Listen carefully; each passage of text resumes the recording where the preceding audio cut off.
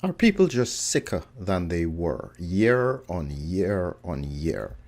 I've been predicting this for a long time and stating that the population is getting worse.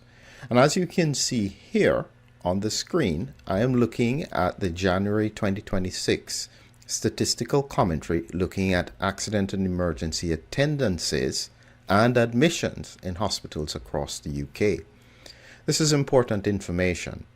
And what we are trying to understand is whether or not predictions about the population with ongoing circulation of SARS-CoV-2 in highly vaccinated regions, is this relevant to why so many people are getting sick?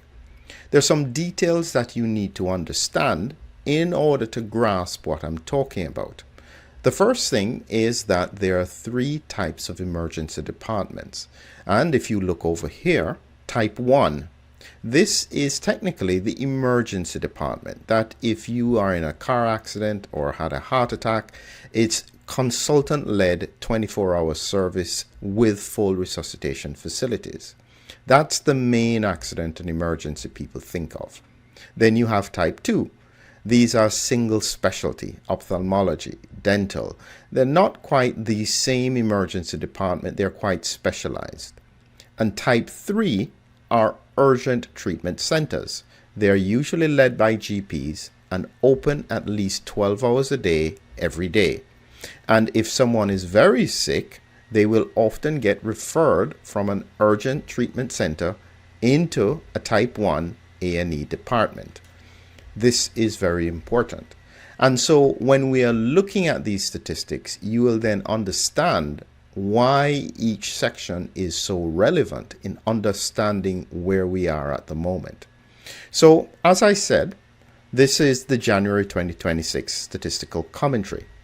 When we look at attendances, you can see here that it is 4.6% higher when compared to January 2025. So this is across all of the departments, Type 1, Type 2, Type 3. The Type 1 A&E departments are 5.6% higher when compared to January of 2025. Attendances at Type 3 are 3% higher. So year on year, there is a significant increase in attendances across all the departments. Now, interestingly, when we look at Type 1 A&E departments, this is your main accident and emergency, the growth over the last 3 months compared to the same period was 2.3% higher. These are critical pieces of information. So we can see the usage seems to be up. But here is an interesting statistic, because people are attending but not necessarily getting admitted. What does that mean? So when you look now at emergency admissions, there is a decrease of 0.5% compared to January of 2025. More people are coming, less people are being admitted. Similarly, when we look at the emergency departments, Type 1 A&E departments, the admissions are 1.2% lower. Now that's very interesting. What it means is that more people are unwell, more people are probably struggling to see their doctor or their GP, and therefore more people are turning up at accident and emergencies to try and get solutions. They are then not admitted and discharged. So the pressure on the system is increasing. Why are people struggling to be able to see their doctors? Largely because their doctors, GPs, are being overwhelmed. More people in the community are sick. They have so many things wrong with them. And this is part of the point. There doesn't seem to be an answer to help people who are struggling at present with chronic illness post-COVID. In order to get beyond this, you really have to understand what is going on. And I am just using the statistics to demonstrate to you, if you understand this challenge, why it is that you are not on your own. We're looking for solutions, but you have to recognize that this is not just you. This is across the board. When we look at now in terms of, although the admissions are in, attendances are increasing, admissions are decreasing, there's a bit of important information you have to look at. Here we are talking about the 4-hour delay from decision to admit. Now, what this means, when you decide that someone is unwell enough, that means that they can't go home. They are too unwell to go home. You then keep them in hospital. And when that decision is made to admit them into hospital and refer them to whatever specialty is appropriate, at that point, the clock starts. So when you look at this image, 4-hour delays from decision to admit, that's an increase of 1% from January 2025. Why would there be a delay? Because there aren't enough beds in the hospital. Now, this is the bit that you wouldn't understand if you didn't see how hospitals work. When somebody needs to be admitted, they need a bed on a ward. In order for them to get a bed, say for an acute medical unit, there have to be beds available in the rest of the hospital for patients to move, so that you can move patients from accident and emergency into a bed, an admitted bed in the hospital. What they're seeing is that 4-hour time frame, which is the target, once the decision has been made, the patient should be moved into a bed within 4 hours. They are struggling. There's an increase of 1% because that means the hospital is full. You may think that it could be other factors, but I'm going to demonstrate to you why it's definitely related to the hospital being full. When you look at the next line, 12 hours from decision to admit, that is an increase of 16.2% from January of 2025. Think about this. 4 hours is the target. That's still a good period of time for somebody to be on a trolley in accident and emergency before they get into a bed if they are sick. 12 hours, that is a huge amount of time. That's when you see trolleys stacked up in accident and emergencies. There are just not enough beds. They can't send the patient home, and they don't have a bed on a ward available for this patient to go into.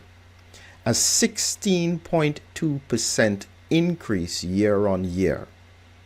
This means that people are sick in hospital and hospitals can't discharge them.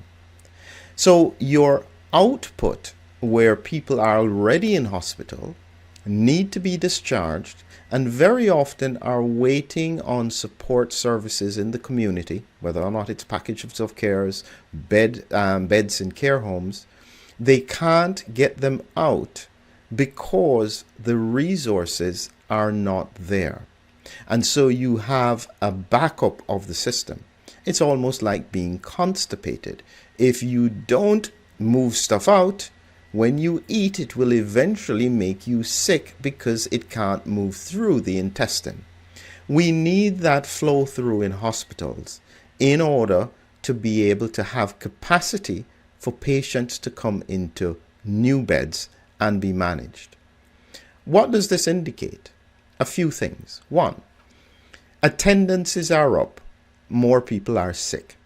But they're not necessarily very sick. They don't need to be admitted.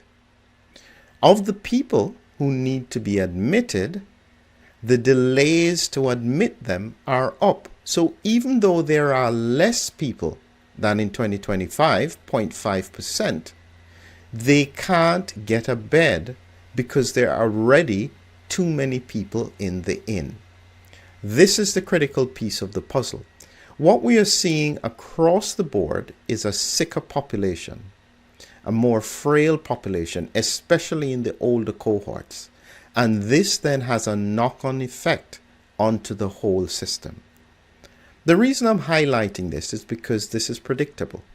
When we look at the outcomes from Denmark, They found that patients who were admitted just with a positive COVID infection, just an infection, not necessarily unwell, within 14 days of admission, there was a 12% mortality within 30 days. This is 3 times worse than what would happen if it was influenza. We are witnessing at population level a degree of illness that is driving the whole system down into the ground. It seems that no one wants to acknowledge this. But if you don't acknowledge it, you have little chance of being able to mitigate it. Truth is that even with acknowledgement, what do? You can't make packages of care any faster.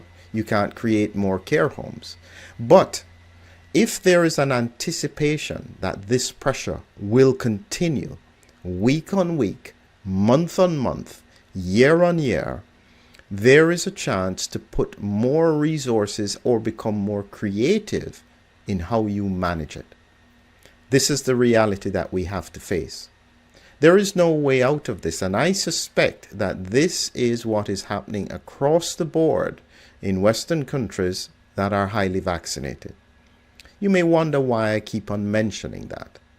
The reality is that when I looked at what I call the COVID storm, COVID reinfection in an immune system that is already primed, ideally or primarily through vaccination, you then get an outcome that is way beyond or way worse than if there was just natural infection. My point is simple. We have to mitigate some of the mistakes that were made in the pandemic. One of them being that we vaccinated too broadly. We should have targeted our vaccination campaigns on the high risk and those who were not infected. Some people may disagree with this, and that's fine. But you have to look at the outcomes that we are facing now, because they still need to be addressed, and there is no way to ignore it for much longer. Keep aware of what is going on. Trust those who give you the facts and try and explain in detail what it is they are thinking. These are my opinions, my analysis, and so you can take it as you will. But I predict that in 2027, this is going to be worse.